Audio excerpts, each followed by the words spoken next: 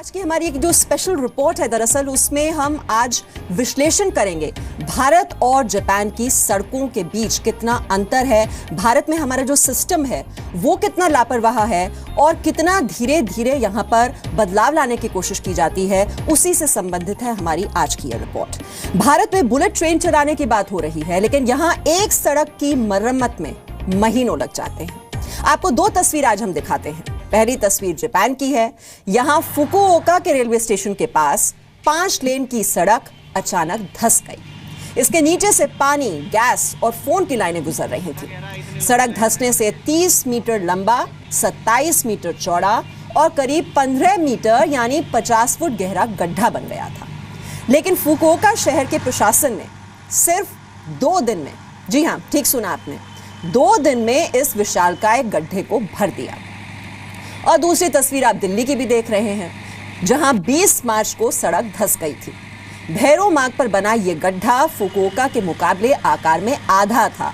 लेकिन आपको जानकर यह अफसोस होगा कि दिल्ली की इस सड़क को यातायात के लिए पूरी तरह से खोलने में 1-2 हफ्ते का नहीं बल्कि 3 से 4 महीने का वक्त लग गया था।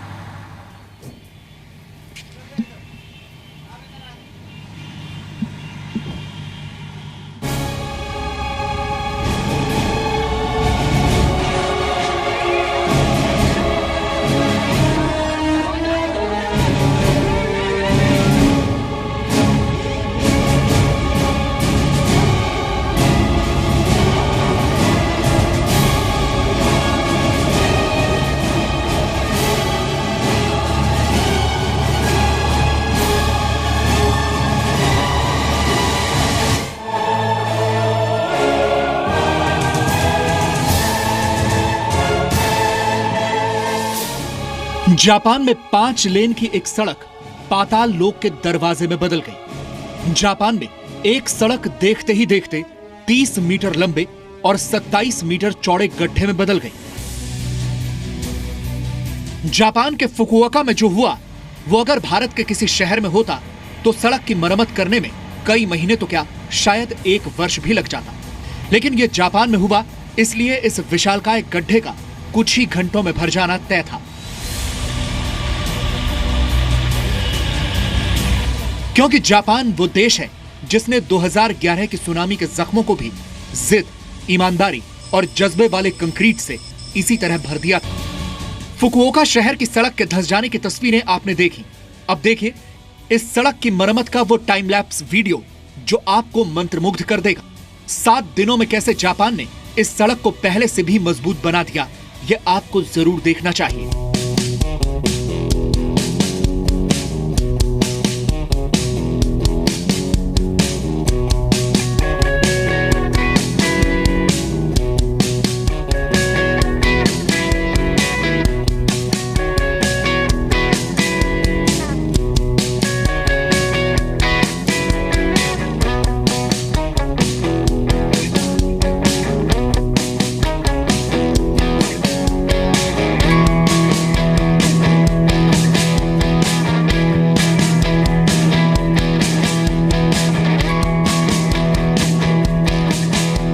जापान वो देश है जो बार बार विनाश के बाद उठ खड़ा होता है। जापान दुनिया का अकेला ऐसा देश है जिसने परमाणु बमों की पीड़ा को सहा है।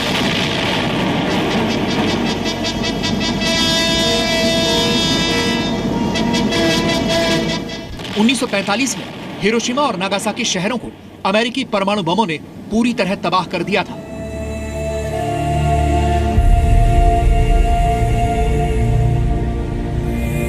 लेकिन दूसरा विश्व युद्ध खत्म होते होते हिरोशिमा नागासाकी की तरह जापान के 60 शहर तबाह हो चुके थे। 30 लाख लोग मारे जा चुके थे। देश की 25% संपत्ति नष्ट हो चुकी थी। लेकिन जापान को राख से हीरा बनाने की कला आती है।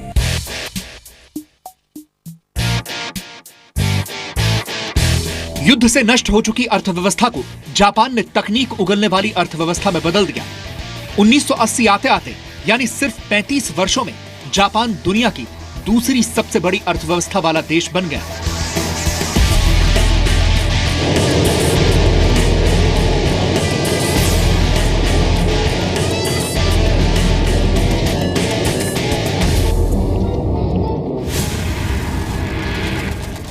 लेकिन जैसे जापान और विनाश कभी एक दूसरे से दूर नहीं रहते।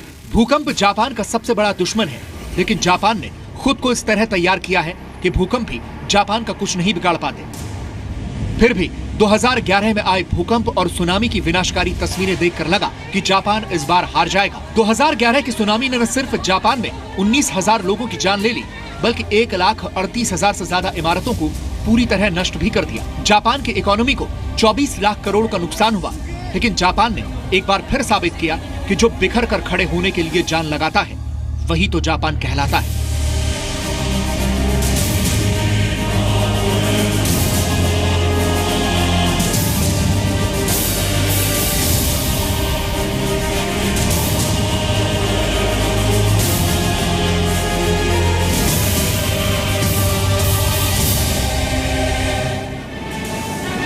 युद्ध की मार, परमाणु बमों की पीड़ा, भूकंप की विनाश लीला और सुनामी का प्रहार झेलने वाला जापान हार नहीं मानता।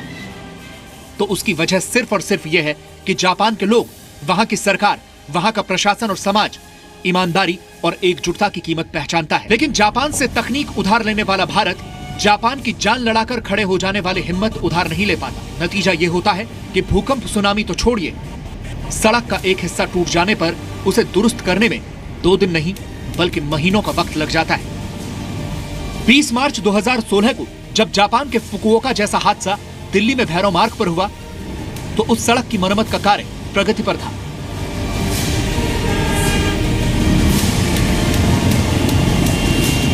और 3-4 महीनों तक सिर्फ प्रगति पर ही रहा, लेकिन प्रगति हासिल नहीं कर पाया। इस वक्त हम किसी खदान में नहीं बल्कि दिल्ली के दिल में पुराने किले के सामने उस केविन के बीच में खड़े हैं, जहां सड़क धंस जाने की वजह से दिल्ली वालों को ट्रैफिक से दो चार होना पड़ रहा है। छोटा सा गड्ढा आज 35 फुट गहरा गड्ढा हो चुका है और 1 महीने से ज्यादा का वक्त हो गया है। यहां पर काम बरकरार है। भारत में भ्रष्टाचार का गड्ढा भरने के लिए सरकार ने लोगों से 50 दिन का वक्त मांगा है, लेकिन सिस्टम की मरम्मत में मदद करने के बजाय लोग जन सैलाब की सुनामी के आगे हार मान जाते हैं। जापान 71 वर्षों में कई बार तबाही का सामना करके भी फिर से खड़ा होता रहा और भारत आजादी के 69 वर्षों के बाद आज भी भ्रष्टाचार, आलस और अफसरशाही से जूझ रहा है। यह ठीक है कि भारत जापान के मुकाबले एक बहुत बड़ा देश है। भारत की आबादी भी जापान के मुकाबले कई गुना है, लेकिन सवाल यह है कि आबादी और आकार में बड़े होने का भारत को फायदा मिलना चाहिए था, लेकिन भारत आज भी जापान वाली जिद नहीं अपना पाया है। यही वजह है कि जो बुलेट ट्रेन जापान की मदद से भारत 2023 तक दौड़ा पाएगा, उसकी सवारी जापान के लोगों ने 1967 में ही शुरू कर दी थी।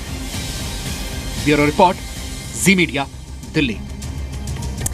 तो जापान जैसा देश बनना है तो जापान जैसी जिद भी चाहिए। तो बात आज हम जापान की कर रहे हैं। जापान दुनिया के उन देशों में शामिल है जिसने बार बार विनाश का सामना किया है, कभी युद्ध की शक्ल में, कभी प्राकृतिक आपदा की शक्ल में, तो कभी परमाणु बमों की पीड़ा सहकर।